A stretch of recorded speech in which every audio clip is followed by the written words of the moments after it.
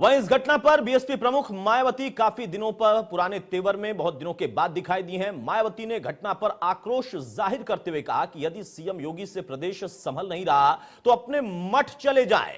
हम आपको सुनाते हैं कि माया फिर से किस तरीके से अपने पुराने अंदाज में हमलावर है। उत्तर प्रदेश में वर्तमान भाजपा सरकार में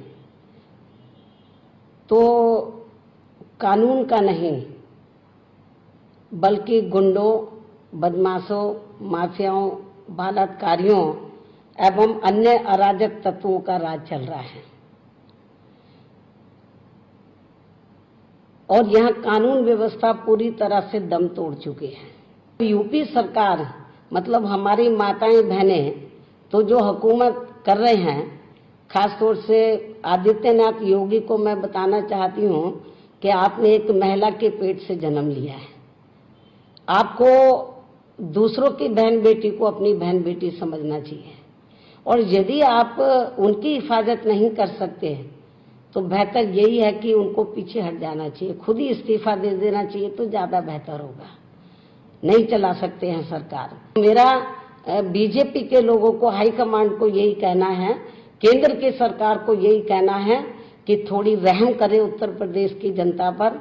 आबादी के हिसाब से तो उत्तर प्रदेश देश का सबसे बड़ा प्रदेश है और मेरा माननीय प्रधानमंत्री जी से ये कहना है कि आप उत्तर प्रदेश से चुनकर आए हैं, वाराणसी से, कम से कम आपको तो ध्यान रखना चाहिए।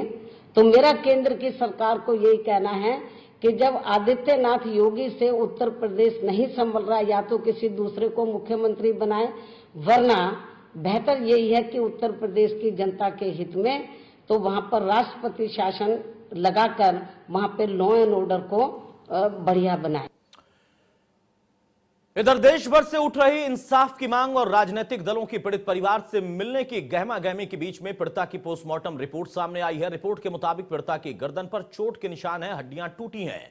पोस्टमार्टम रिपोर्ट से खुलासा होता है कि पीड़िता के साथ हैवानों ने दरिंदगी बहुत ज्यादा की। दिल्ली के सफदरजंग अस्पताल की पोस्टमार्टम रिपोर्ट में बताया गया कि पीड़िता की मौत की मुख्य वजह विसरा रिपोर्ट से ही पता चल पाएगी, लेकिन वर्तमान रिपोर्ट में गले पर चोट के निशान का जिक्र जरूर है।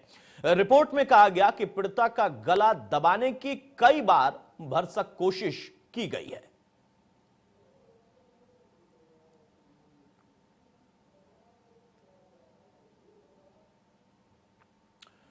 तो हाथरस की घटना ने उत्तर प्रदेश तो क्या पूरे देश को खौफ में जीने को मजबूर कर दिया है। लेकिन सबसे बड़ी बात यह है कि सिर्फ हाथरस ही नहीं बल्कि यूपी के कई जिले अब हाथरस बनते जा रहे हैं। हाथरस में रेप के बाद पीड़िता के साथ हैवानियत हुई, उसके बाद उसकी मौत हो गई और अब पुलिस इस मामले में लीपापोती की कोशिश कर रही है। प्रथम दृष्टया यह दिखाई देता है। पुलिस ने पीड़िता के शव का रात में परिवार वालों की अनुमति के बिना अंतिम संस्कार कर दिया, लेकिन अब उसके बाद बलरामपुर, आजमगढ़, बागपत, बुलंदशहर में भी रेप की वारदात को अंजाम दिया गया। हाथरस के बाद बलरामपुर में भी रेप पीड़िता की मौत हुई। आजमगढ़ में 8 साल की किशोरी के साथ पड़ोस में रहने वाले युवक ने हैवानियत की सारी हदें पार कर दी। बुलंदशहर में दरिंदे ने किशोरी का अपहरण कर रेप की वारदात को अंजाम दिया। बागपत में 17 साल की किशोरी के साथ रेप हुआ और उसके बाद किशोरी ने जहर खाकर जान देने की कोशिश की। किशोरी गंभीर हालत में अस्पताल में भर्ती और आरोपी खुलेआम घूम रहा। हालांकि दूसरा पहलू अगर आप यहां पर देखें तो जो घटना बलरामपुर में हुई है वहां पर यह कहा जा रहा कि 2 लोगों की गिरफ्तारी हो गई है। दरअसल उन लोगों ने जानबूझकर किसी को गुमराह करके एक लड़की को अपने यहां बुलाया और उसके बाद इस घटना को अंजाम दिया है और पुलिस को सूचना मिलने के बाद उनकी गिरफ्तारी भी हो चुकी है। ये 5-6 तस्वीरें आपको दिखाने के साथ साथ अब इस बात का आप अंदाजा लगा सकते हैं कि जहां एक तरफ घटनाएं हो रही हैं उसके साथ साथ राजनीति भी जबरदस्त हावी है। हमारे साथ कुछ खास मेहमान हैं, उनसे मैं आपको तारुफ कराता हूं। चर्चा में आगे बढ़ते हैं। गौरव मिश्रा हमारे साथ हैं, प्रवक्ता बीजेपी के, और मनोज यादव हमारे साथ प्रवक्ता सपा के हैं। आप दोनों का बहुत स्वागत है। आपसे मैं चर्चा को आगे बढ़ाऊं उसके पहले हम रजत के पास चलते हैं। यमुना एक्सप्रेस वे पर रजत मौजूद है। रजत, इस वक्त अब सियासी लोगों का आवागमन शुरू हो गया या कहें कि हाथरस के लिए रवानगी शुरू हो गई है दलबल के साथ, जबकि वहां धारा 144 लगी है।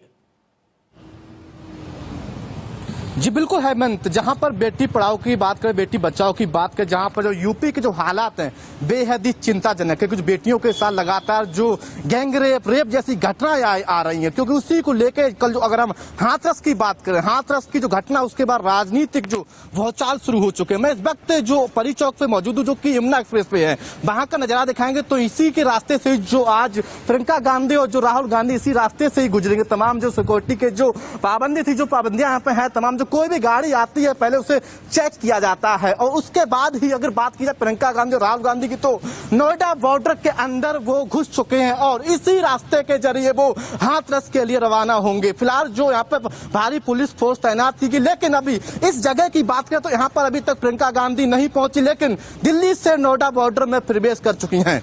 बिल्कुल सही कहा रजत आपने कि दिल्ली से वो बॉर्डर में प्रवेश कर चुके हैं। थोड़ी देर पहले हमने तस्वीरें दिखाई भी थी अपने दर्शकों को, वो डीएनडी फ्लाईवे की थी और वहां पर टोल से आगे बढ़ता हुआ उनका काफिला दिख रहा था।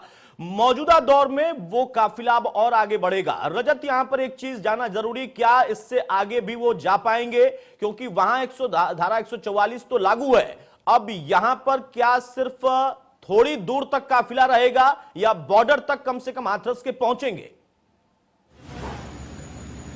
जी बिल्कुल अतुल, जहां तक की बात करें कि अभी जो नोएडा बॉर्डर से वो आगे तक आ चुके हैं, लेकिन जो हम जहां पर मौजूद हैं यहां तक उनकी जो गाड़ियां थी वो भी तक नहीं पहुंची है। जाहिर सी बात है, हो सकता है कि बीच में भी बहुत सारे जो रास्ते हैं उन रास्तों से भी वो हाथरस के निकल सकते, लेकिन हाथरस की बात करें वहां भी धारा 144 लागू है। लेकिन यहाँ से बात करें, यहाँ पर भारी पुलिस फोर्स, पीएसी पुलिस बल, काफी पुलिस फोर्स यहाँ पर तैनात किया जाता, प्रत्येक गाड़ी को चेक किया जाता, उसके बाद ही गाड़ी को रवाना किया जा सकता। लेकिन जाहिर सी बात है कि अब इतनी सुरक्षा होने के बावजूद भी क्या प्रियंका गांधी का जो काफिला है वो यहाँ से गुजर पाएगा, ये अहम बात है। लेकिन जिस तरह से सुरक्षा टाइट की जा रही है, यहाँ से लेके जो यमुना एक्सप्रेसवे है, हर जगह पर पुलिस बल तैनात किए गए हैं। जहां तक होगा कि हर कोशिश की जाएगी प्रियंका राहुल गांधी को रोकने के लिए हाथरस जा रहे हैं, उसी को लेके अगर यहाँ की बात करें, यहाँ पर तमाम अधिकारी भी मौजूद हूँ, भारी पुलिस फोर्स भी यहाँ पर तैनात की गई है। लेकिन अभी तक जो बॉर्डर से क्रॉस कर चुके, लेकिन तकरीबन 30 मिनट बीत चुके हैं, उनकी गाड़ी यहाँ पर अभी 0 पॉइंट तक नहीं पहुंची है। जाहिर सी बात है, या तो